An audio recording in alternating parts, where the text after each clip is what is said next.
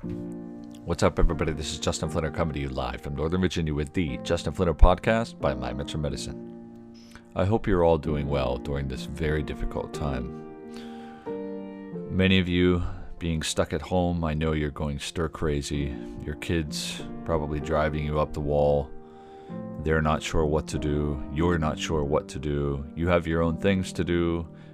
Maybe you were told to stay home from work, and now you no longer have the money coming in to support your family. Maybe you are fortunate enough to be at home, working from home, still making money to be able to support your family. Your kids may be out of school for a long period of time, and they don't have any work to do at home, so you have to develop a new routine. Everyone's life has been just literally thrown up in the air. We don't really know what is going on. We don't know what to expect. We're trying to search for answers, especially healthcare workers. They have very little guidance here in this country. They're trying to get as much guidance as they can.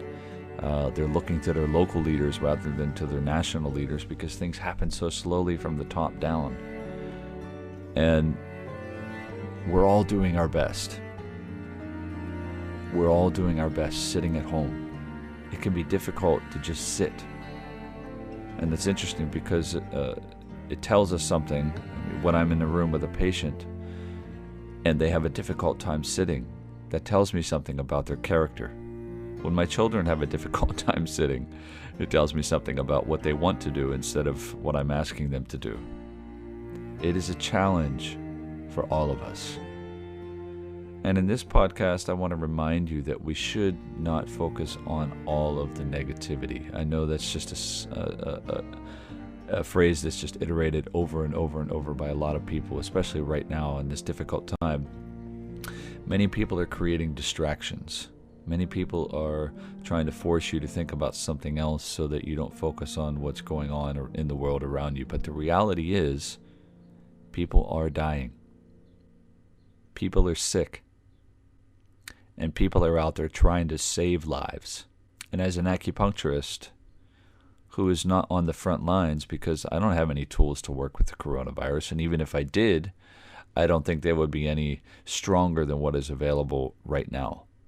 The best thing that all of us can do is just stay inside, listen to the orders that have been given to us, because that's essentially what is happening right now. The leaders of our country here in the United States are telling us that this is equatable to a war. They're saying we are at war. Of course, life is a little easier when we don't think of it as a conflict. We start to look at it as a way to come together. So once we move past that word, war, and start to focus on care, that's why we are here right now, staying at home. That's why doctors and nurses are going out on probably some of the longest shifts of their lives, caring for the most number of people in a short period of time that they have ever done in their entire careers. They have been called to the front line. We have been called to stay home. We have been called to duty. And when you are called to duty, it is your responsibility to obey that order. And if your duty requires you to stay at home and stay on your sofa, then that is exactly where you should be. It can be challenging, though, in this sense. And when you're forced to sit still, physically, your mind begins to move. Your mind can start to take things over. This is the what if conversation that starts. What if something horrible happens? What if I get the virus? What if my neighbor has the virus? What if I go to the store and I run into somebody who is coughing? What if someone is coughing on all of the stuff at the store, and then I go to the store and buy it, and then I bring it home and I give it to everybody? What if? What if? What if? The what if conversations need to be very limited in your life right now. How do you do that? You direct your attention to exactly what you need.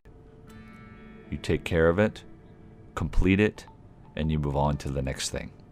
If you have to go to the store, for example, you get in your car, you have everything prepared, your list, all of your protective equipment.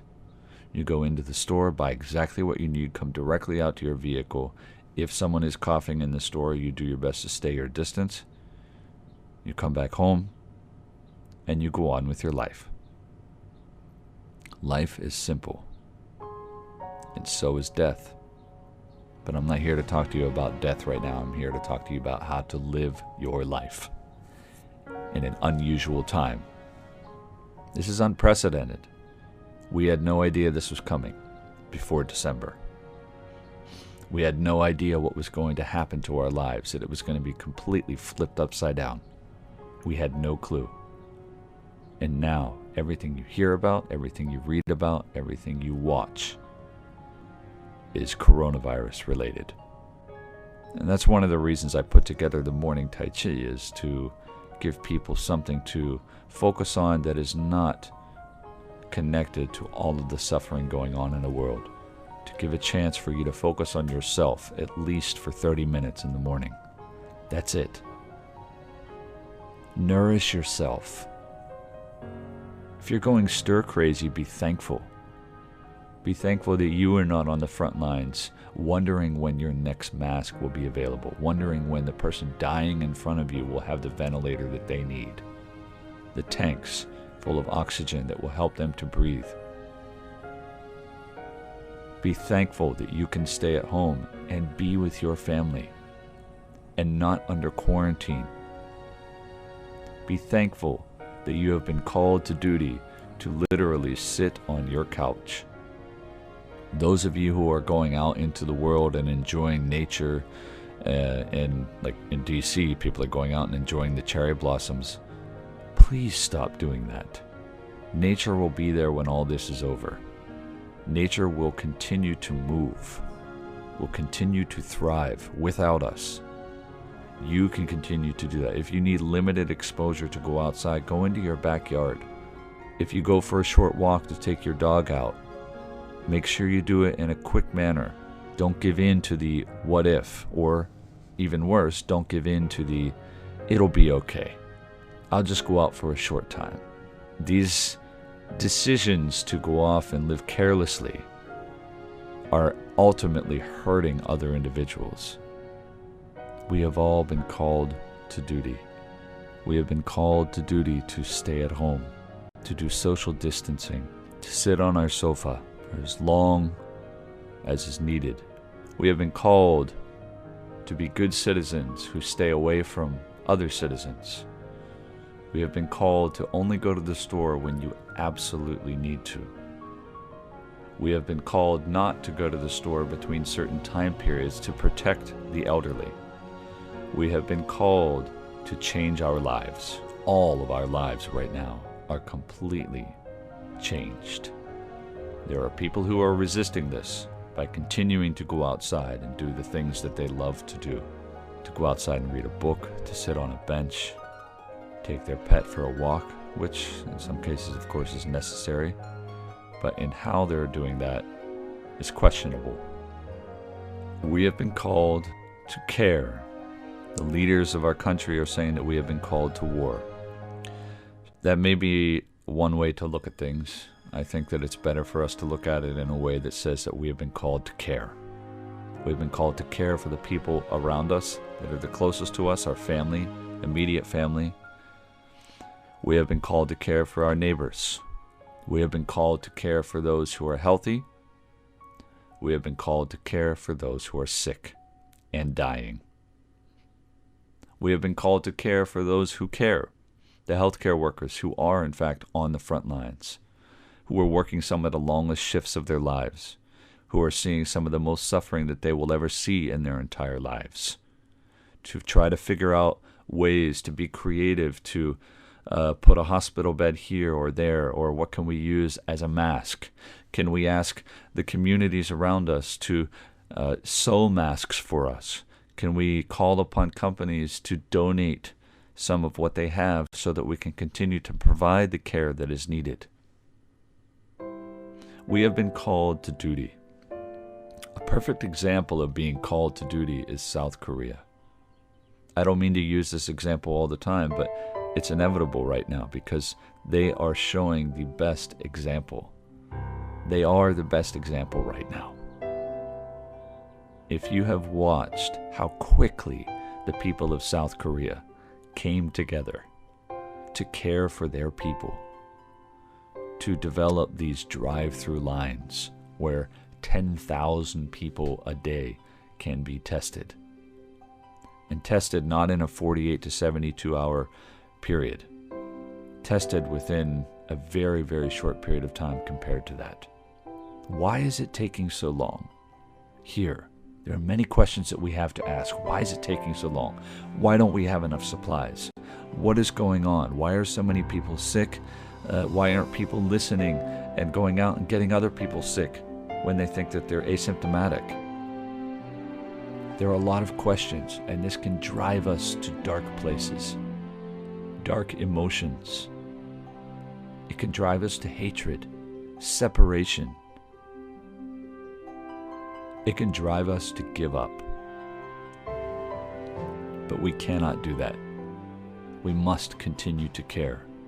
We must not continuously chastise people for going outside and trying to just get a little peace in their life. To trying to say, I just need to be in nature for a short period of time. We all have that urge right now. Who doesn't want to go outside? Who doesn't want to, rush off to the store or go to a local restaurant and enjoy that delicious meal? Nobody wants to stay indoors and be boarded up, especially those who are trying to make a living off of the services that are provided by a company who has been forced to close. How do you move on with your life when you've been told not to? That is a major question right now. How do you move on with your life when you have been told not to? Yes, in this situation, you can think, no one can tell me what to do. I'm going to continue doing what I love to do, what I need to do. But you've been called to duty. As in South Korea, people were called to duty. They came together. Every time they've gone through a crisis, financial crisis, health crisis, they came together as a people, one people. They came together to support those who are healthy, those who are sick, those who are dying. They worked together quickly. If you know a Korean person in your life right now, you probably know the word 빨리. 빨리, 빨리. Quickly, quickly, fast, fast. Their method of thinking is quick. Their method of doing is even quicker. They get things done.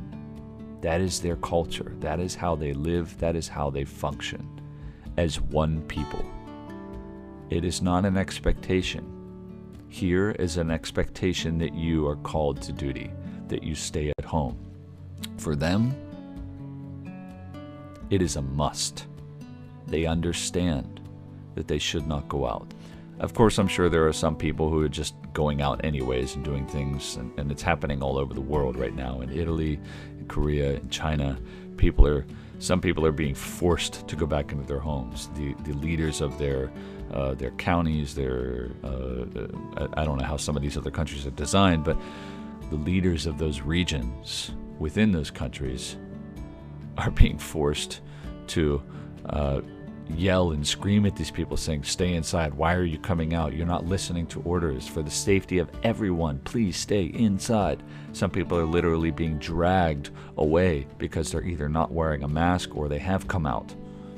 They're being yelled at. They're being screamed at because they're not realizing what duty they have been called to.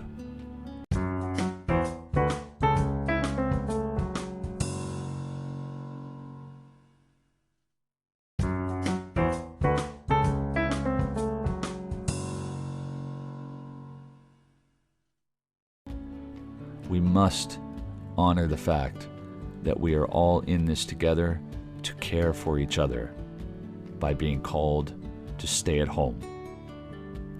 And for all of the healthcare providers who are out there, they need our help. How can we help them? By doing nothing. It sounds crazy. By doing nothing. And that means staying in your house. Stay in your house. Live your life from within those four walls. You can do it. We all can do it. The moment you're stir crazy, just go out on your back porch. Tell the rest of your family, I need 30 minutes alone. Please. Give everybody in your house 30 minutes alone or more if you need it. Be creative. Be creative. Find ways to continue your life within the four walls that somehow resembles the life that you had before all of this started. We can all do this together because we have all been called to care. To care for your neighbor, to care for your family, to care for the healthy, to care for the sick, to care for everyone. And you are still connected. Technology has given you that gift. You're able to listen to this podcast. You are able to watch the videos that you want.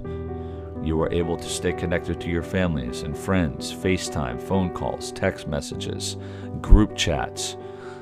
Anything that you want to do is available online.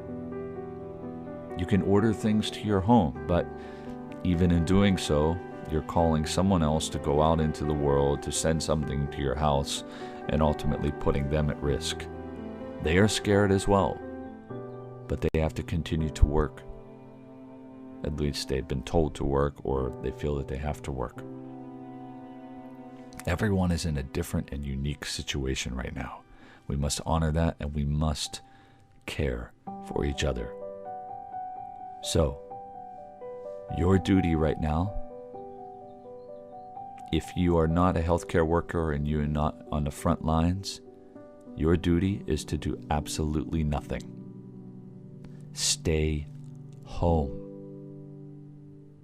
Stay home. Stay on your sofa. Read that cookbook that you haven't read for a while and make something interesting. Make something new. Try to bring a little bit more happiness into your house. Don't focus on the news so much. Don't focus on all the negativity that is currently existing out there. Every piece of news is about the coronavirus. Even my children have asked me, what is the coronavirus? We have that discussion many times. Why is everything about the coronavirus? We've talked about that several times. When will I go back to school? I've talked about that several times. When can we go on vacation? When can we go outside? Can we go to the playground? We've talked about that numerous times. And it hasn't even been a full 2 weeks yet. Everyone is unsure of what will happen next. But we are absolutely sure that our duty is to stay at home. So, if you don't have anything else to do, I hope that you started with this podcast. You can listen to any of the other podcasts I've recorded. You can watch the Tai Chi series every morning. You can watch it all day if you want to catch up on the lessons and learn the first form that we've been doing over the past week. If you have nothing else better to do, find something you love to do. Find that book, that journal, that music CD. Yes, I said CD. For those of you who don't know what CDs are, you can look it up, Google it. Find a thing that you know will bring you some peace in your life or excitement, whatever it is that you need in this moment. Find that while you're on call for duty, while you have been called to duty. And I also highly recommend that if there is any way that you can give a part of your effort, a part of your skill set to the healthcare community, that you do so without leaving your home, if at all possible. If you have a storage full of masks or hand sanitizers, if you are one of the people who has gone out and bought all of this stuff ahead of time, please, please, please donate these things to the healthcare workers, to the front lines, for people who need them the most at this time. If you are able to sew, I am not able to sew. I'm sure I could learn. It's probably a skill I could do, but right now I want to help keep everyone connected and calm and finding ways to live their life as it is. If you have been called to donate that skill set, as I mentioned, sewing, if you can do that, then find a way, there's several videos out there right now on how to sew masks. Do that for the healthcare workers right now. Even if you make 2 or 3, or if you're really good, if you make 20 or 30 or 100 or 500, do that for them. So let me close by once again saying that you have been called to duty to stay at home. Please stay at home. Do not go off and wander around out in nature. Don't go out to the national parks. Don't come to DC and view the cherry blossoms. They are beautiful, but do not go there. Stay at home. Protect yourself. Protect the people around you. And make sure that the front lines are not having to do more work because of the one walk that you took that has now infected 10, 20, 30 people. Please remember that we are all in this together. Some may say we are at war, but I believe that we have been called to care. So please care for everyone around you. Please care for the people in your home, your neighbors, the people that you don't even know when you go to the store. Please care for them. And just as the South Koreans have done it so well, it is our turn. It is our turn to care. It is our turn to come together as one people. I'm Justin Flinner, and this is the Justin Flinner Podcast. I thank you for listening, and I wish you all the very best. Stay healthy, stay happy, and stay home.